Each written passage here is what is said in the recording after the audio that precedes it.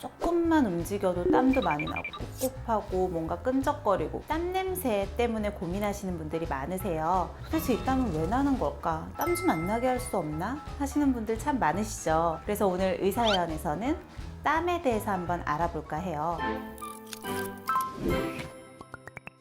사실 땀은 나면 끈적끈적하고 찝찝하고 기분이 좀 나쁠 수는 있지만 우리 몸이 정상적으로 돌아가기 위한 필수적인 과정이거든요. 체온을 일정하게 유지하기 위한 생리적인 반응이다 라고 보시면 될 것 같아요. 사실 우리 몸에서 나는 땀은 다 똑같은 것 같지만 땀샘, 땀을 내는 샘은 종류가 좀 다르거든요. 주로 악취를 유발하는 건 에포크린 땀샘이에요. 겨드랑이나 발바닥, 음부 이런 곳에 이제 많이 분포가 돼 있거든요. 이 땀은 지방산이라고 하는 성분을 함유를 하고 있게 되는데 아무래도 겨드랑이나 음부, 발바닥 같은 곳은 좀 접혀 있거나 축축한 경우가 많으니까 세균이 많이 번식을 하잖아요. 이 세균들과 지방산이 만났을 때 특유의 악취가 날 수 있어요. 조금만 더워도 땀이 많이 나고 뭐 양말이 다 젖을 만큼 땀이 나고 하시는 분들은 좀 치료를 권해드리죠. 1차적으로는 바르는 약물이 있고요.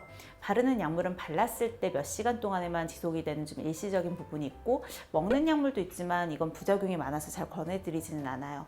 보통은 바르는 약물로도 만족을 못 하시는 경우에는 시술로 넘어가게 되는데 땀이 쭉 나올 수 있는 이 중간 물질이 있거든요. 이걸 보톡스가 막아주는 역할을 해요. 그래서 땀이 많이 나는 해당 부위에 보톡스를 좀 균질하게 넣어서 하면 몇 개월 정도 동안 땀이 안 나는 효과를 얻으실 수가 있어요. 그런데 겨드랑이 쪽에 있는 땀샘을 막아가지고 땀이 안 나게 하면 당연히 다른 곳을 통해서라도 이 양의 땀을 내보내야지 내 몸의 체온이 일정하게 유지가 될 테니까 보상적으로 다른 곳에 땀이 더 늘어날 수는 있어요. 그러니까 부작용이 아니고 어떻게 보면 당연한 현상이다라고 보실 수 있는 거고요. 땀샘을 너무 많이 막아서 땀 배출이 원활하게 이루어지지 않으면 체온이 올라가면서 문제가 생길 수도 있는 거잖아요.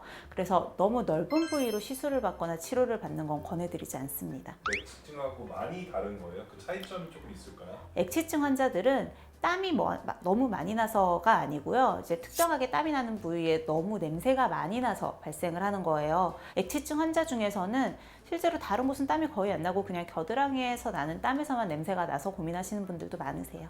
의사연 운동하면서 흘리는 땀도 있지만 사우나나 이런 걸로 땀 빼죠. 빼기도 하잖아요. 이 둘의 차이점은 있을까요? 땀의 성분 자체로 봤을 때는 크게 차이가 없을 수 있어요. 그런데 내 몸 안에서의 대사는 전혀 다른 방향이거든요. 운동을 하면서 땀이 나게 되는 경우는 우리가 호흡도 계속하게 되고 몸을 계속 쓰면서 내 몸 안에서 근육 대사랑 지방의 대사가 이루어지게 되잖아요. 그런데 사우나나 이런 더운 환경에서 땀이 나는 건 내 몸 안에서 어떤 대사가 이루어지는 게 아니고 외부 환경이 더워지면서 닿아 있는 내 몸이 같이 더워지고 그것 때문에 체온을 내리기 위한 열이 나는 거거든요. 뜨거운 데 있으면 땀 나면서 살이 쫙 빠져 라고 생각하시는 분들은 단단히 오해하고 계신 거예요. 수분만 빠져나가고 있습니다. 보통 36.5도의 체온을 가지고 있다라고 하지만 사람마다 온도는 조금씩 다르거든요. 그리고 어떤 환경에 처했을 때 온도가 올라가거나 하는 것도 이제 대사율 따라서 달라지게 돼요. 일반적으로는 덩치가 좀 큰 사람들이 대사가 빨리빨리 이루어지면서 땀이 많이 나겠죠. 그래서 여성보다는 남성이 땀을 좀 더 많이 흘리는 경향이 있고요. 땀이 많이 안 날 때 야 이렇게 더운데 너는 땀이 안 나? 뭐 이렇게 매운데 넌 땀 안 나? 너 몸 이상한 거 아니야? 라고 생각을 하시는데 그럴 때 이제 정말로 이게 정상적인가 비정상적인가를 알아볼 수 있는 가장 큰 지표는 피부 상태를 보는 거예요. 피부에서 열도 엄청나게 나고 있는데 피부에 땀이 하나도 안 나게 건조하다. 이건 좀 위험할 수 있는 상황인 거죠. 약간 좀 극단적으로 설명을 드리자면요. 더울 때 온열 질환에 많이 걸리잖아요. 그러면 일사병이랑 열사병이 있거든요. 일반적으로 우리가 야외에서 활동을 많이 하면서 땀도 많이 흘리고 너무 더우면서 더위 먹었다라고 하는 건 일사병인데 일사병은 피부에 땀이 많이 나서 피부가 축축해져요. 열사병 같은 경우는 주로는 야외에서 활동을 많이 하는 것보다 비닐하우스 같은 데서 일하시는 분들한테 많이 발생하는데 주의보 경보 내렸을 때 사망하시는 어르신들 이렇게 뉴스에서 보셨을 거예요. 그런 분들이 대부분은 일사병이 아니고 열사병이에요. 체온이 계속 올라가기만 하는 거죠. 땀 배출 같은 것들이 안 되면서 그러면 장기 부전이 발생을 하게 돼서 장기가 기능을 못 하니까 사망까지 할 수 있어요. 의사연 여름철 되면 가장 많이 호소하시는 게 일단은 땀띠죠. 땀띠려니 하고 생각했는데 알고 보면 곰팡이 질환인 경우가 굉장히 많거든요. 어루러기라고 하는 병변이에요.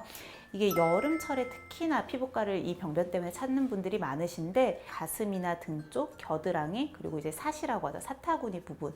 이런 부분들에 흔히 생길 수 있는 곰팡이 감염이고요. 땀띠랑 처음엔 비슷해요. 그냥 땀이 많이 나고 땀 흘린 직후에 이제 가려움증이 많이 동반이 되는데 어루러기 같은 경우는 병변이 더 계속 퍼져나가기도 하고요. 색소 침착 같은 것들도 같이 와요. 그리고 뭐 주변에 옮을수도 있어서 적절한 치료가 필요하고 세정까지 다 해주신 다음에 건조하게 유지시켜 주시는 것이 중요합니다. 요즘 마스크 끼면 인중 같은 데가 좀 따갑더라고요. 많이 그것도 나죠. 혹시 땀띠인가요? 맞아요.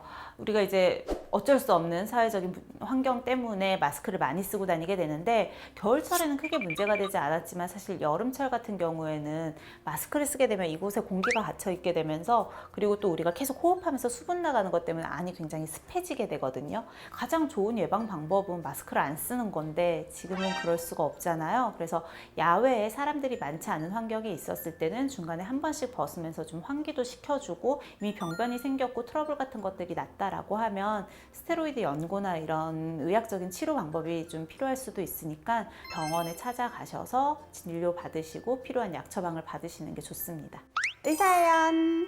땀 자체는 내 몸을 튼튼하고 건강하게 지켜주기 위해서 어쩔 수 없이 나오는 생리적인 반응이니까 땀을 너무 미워하지는 마시고요. 땀 배출과 수분 보충 모두 같이 생각을 해주세요. 오늘도 좋아요, 구독, 알림 버튼까지 꼭 눌러주세요.